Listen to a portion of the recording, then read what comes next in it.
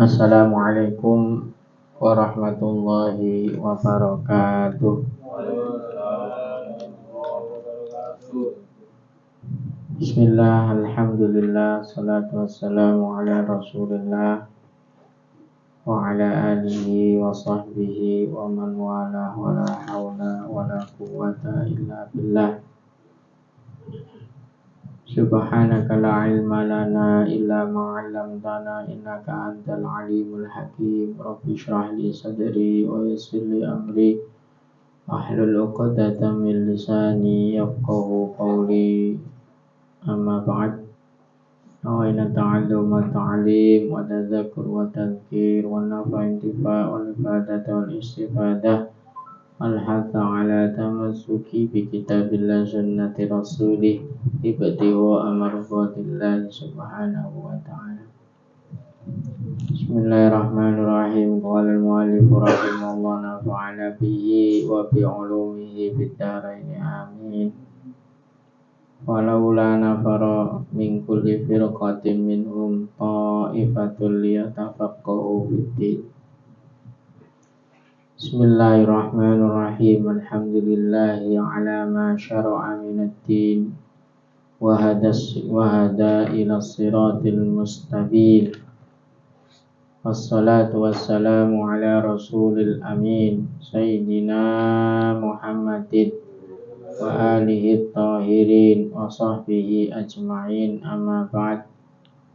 Faqad asyara alayya man la manduhata li fi mukhalafatihi wa muzhala illa ila muwafaqatihi an aktuba risalat fi madhabi imam Syafi'i jami'atan lit ta'arifi hawiyatan lil arkani wasyurut musawwaratan lil alwa khidmatan li sigharil muta'allimin wa takhfifan li at'abil muallimin fasara'tu ala qusuri al-bayyin ila talbiyatihi wa jama'tu ma amkanani jam'u fi hadhil uraiqat allati sammaituha al-yaqutun nafis fi madhhabi ibni Idris. Alhamdulillah,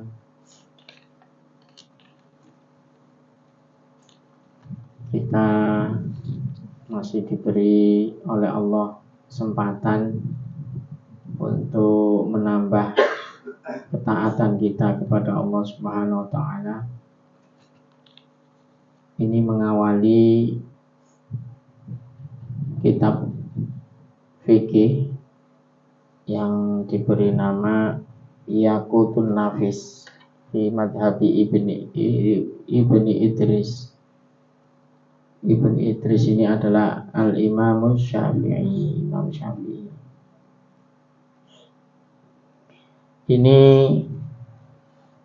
Kitab ini dikarang oleh al-Imam Ahmad bin Umar Asy-Syatiri. Dulu ketika saya kuliah, ini materi pokok yang harus dihafal karena disebut dengan Ru'usul Masail. Ru'usul Masail itu ndas-ndasane masalah. Ketika kita menemukan dalam kitab fikih masalah, harus tahu kepalanya. Asal masalah ini apa? Jadi Al-Imam Ahmad bin Umar Asy-Syatiri, beliau diminta oleh temannya untuk menulis satu karya yang memudahkan bagi orang yang belajar dan tidak memayahkan orang yang mengajar. Jadi aku tulis kitab, satu risalah, satu kitab mazhab Syafi'i fikih sing kira-kira ringkes, gampang diapal, Terus yang gampang wong sing ngulang, gak goleki leren umpamane syurutul wudu langsung sittatun al awal niat dan seterusnya seperti itu. Jadi ini materi ru'usul masail. Dan ini enaknya kitab ini bukan hanya dalam berhenti di ibadah saja. Kalau kita belajar Sulam Safinah itu hanya membahas tentang masalah apa? Ibadah sampai haji selesai sudah rukun Islam. Tapi kitab ini enggak. Kitab ini menjelaskan sampai tuntas. Pokok-pokoknya dok tapi sampai tuntas. Terakhir mungkin bapak apa ini? Buddha, jinayat. Ini jadi saya kira kita imbangi ngaji tasawuf kita dengan fikih. Karena memang fikih ini adalah satu ilmu yang terpenting, yang mengetahui mana yang halal, mana yang haram. Harapannya sekali lagi Al-Imam Ahmad bin Umar Asy-Syatiri ini bisa membantu temannya ya. Jadi memang ada adab ya.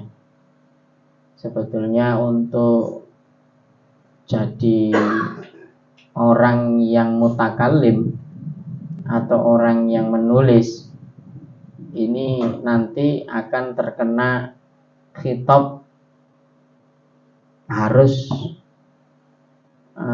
dirinya melakukan terlebih dahulu.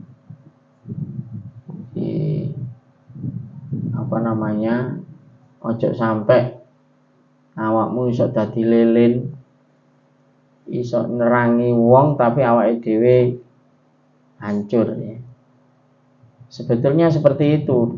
Dulu itu ulama hati-hati sekali. Sampai enggak berani menulis atau menasehati atau nyeramai ketika tidak ada yang meminta. Kitab ini juga gitu, gak terus ujuk-ujuk deh, enggak, karena diminta, akhirnya ditulis. Kalau seperti itu, enggak terlalu beban.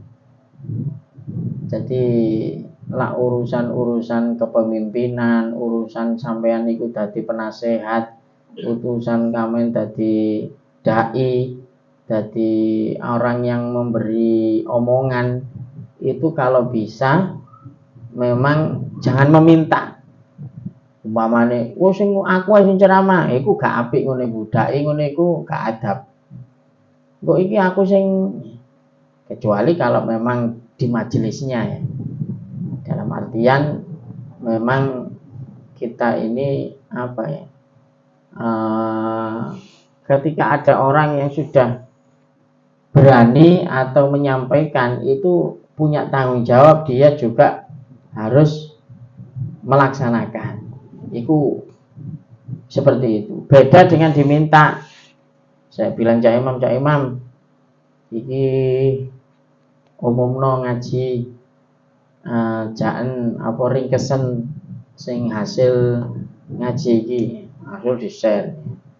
Di hasilnya di-share. Jadi nggak beban, bukan terus ngandani koncone, tak kandani, aku kepingin nasihati awakmu. Ya, seperti itu kalau kita belum siap itu mestinya jangan dulu, karena nanti jadi bumerang. Aku iso ngomong tapi gak iso ngelakoni. Apa jenenge jargoni. Tapi pendapat ini ditentang dengan ulama yang kedua. Padha duwe dasari yang ini ya ulama yang warok, yang hati-hati, nggak berani apapun menyampaikan kebaikan kecuali diminta. Tapi ada ulama yang kedua, ndak iso, gak ngono. Banyak ayat, banyak hadis yang mengatakan balihu anni walau ayat, kudu disampaikan. Bahkan dalam Al-Qur'an innalladzina yaktumuna ma anzalallahu minal kitab. Akhir ayat ulaika yal'anuhumullah wa yal'anuhumul la'inun. Bahkan dilaknat wong sing duwe ilmu gak gelem ngomong ilmune. Wong sing ero gak gelem ngandani wong sing gak ero, iku dilaknat. Jadi ada dua, bisa ditengahi. Ditengahinya itu dalam arti ngene loh. Ya sudahlah, kalau memang kita ini ngomong kepada orang lain, kita juga harus punya niat kita ini mau mengamalkan walaupun saya gorong sempurna ya. Nah, walaupun masih belum sempurna, jadi kudu duwe niat. Mamane iki delong kasih Dzul Hijjah. Iki ono poso tarwiyah, ono tasu'ah, ono tarwiyah, ono tasu'ah, ono poso Arafah. Ono ya poso Arafah tarwiyah. Iki ngono. Poso ganjarane gede. Tapi gak ono terlintas dhek kepingin poso. Lah iki termasuk fatuhlak ini, orang yang rugi. Jadi kalau bisa duwe niat, sajane aku duwe niat ya, ngandani ku asli aku ya kepengin poso. Cumain ketepaan aku. Ya gawe tak ketepaan aku ya. Jadi jangan ada niatan jenengan ini nasihati orang tapi tidak ada niat untuk mau melaksanakan omongannya, akan terkena seperti dalam ayat kabura maqtan indallahi an taqulu ma la ta'lamu. Termasuk orang yang dibenci oleh Allah, an taqulu ma la ta'lamu, ngomong sing gak dilakoni, ngomong sing tidak dilakoni. Jadi tapi ini tadi sekali lagi ditentang dengan pendapat kedua tadi ya. Gak iso wis, yang penting ini kalau kita punya ilmu harus disampaikan. Mbok awake dhewe nglakoni gak nglakoni, kebenaran ini harus disampaikan.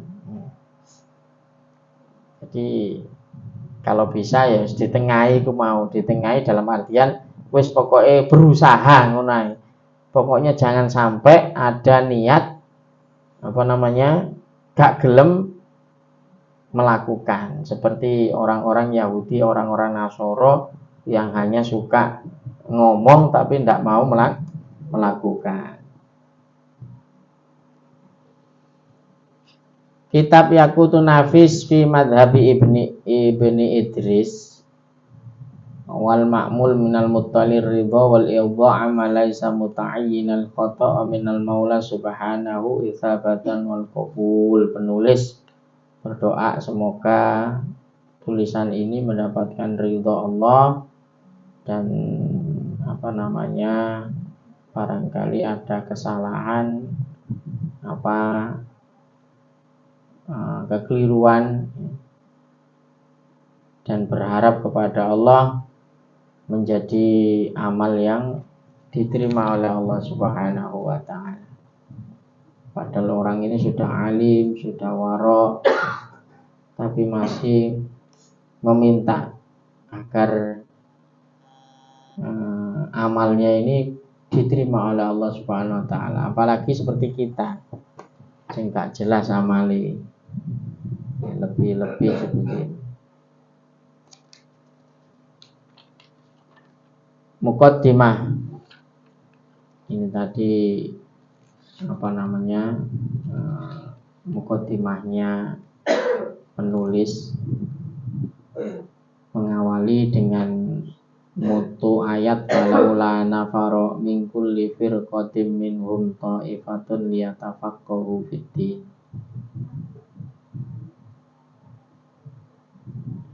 Jadi zaman Rasulullah Shallallahu Alaihi Wasallam itu memang zaman orang ini harus ikut perang. Tapi Rasulullah juga membagi ojo kabeh perang. Ono siji loro sing kudu mondok, kudu memperdalami ilmu. Jadi sebetulnya penting ada kelompok yang memang spesialis harus mendalami ilmu. Kita di majelis ini kita akui gak kabeh anggota majelis ini iso ngaji. Maksudnya iso teko ngaji. Tapi dia sanggup untuk mensupport kegiatan kita. Tapi dia ini gak iso teko. Mungkin berjuang melalui ibaratnya itu sumbangan. Terus aku sing bagian ini kok, aku sing ini. Jadi memang kita ini hadir sebagai majelis ilmu seperti ini memang ya apa yang bisa kita lakukan kita lakukan.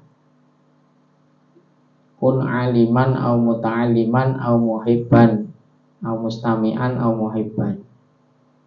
Jadi wong sing alim utawa wong sing belajar au muhibban utawa wong sing seneng ambek wong sing golek ilmu. Aliman au mustami'an, jeneng nomor 3 ku mustami'an. Pengen nodok ya. Muhibban yang terakhir muhibban. Masih ka anu wis pokoke dukung.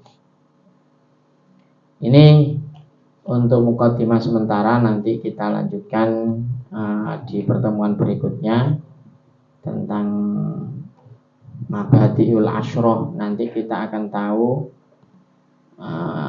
fan atau istilahnya setiap cabang ilmu itu harus mengetahui 10 alasan, 10 pokok.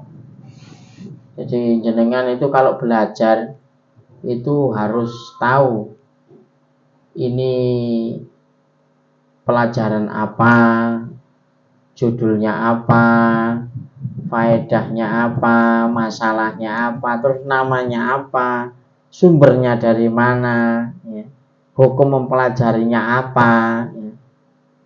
Jadi keutamaan apa, pencetus pertama itu siapa, itu semua cabang ilmu itu kudu ngerti seperti itu. Makanya ketika kemarin saya ke Malang itu rada bingung ya. Iki mencari iki sajane anune sapa, pengertiannya apa, judulnya apa, faedahnya apa. Sebagian masih saya pahami. Ya, mungkin yang sumbernya ini yang sumber ilmunya. Ya. Memang sih al-hikmah dholatul mu'min, hikmah atau ilmu yang manfaat itu bisa dari siapapun ya. Tapi materi agama ini harus menjurus kepada sanad, kepada ulama yang ahli di bidangnya. Mosok belajar agama kepada tukang bengkel kan juga iso, istilahnya bukan fannya. Mestinya nang ustad sing ngerti. Sama kita periksa ke dokter. Kalau bukan dokter ya kita akan gak tambah waras iso ya. Jadi bukan ahlinya. Nah ini nanti insya Allah di pertemuan akan datang kita lanjutkan kitab Manhajus Sawi ala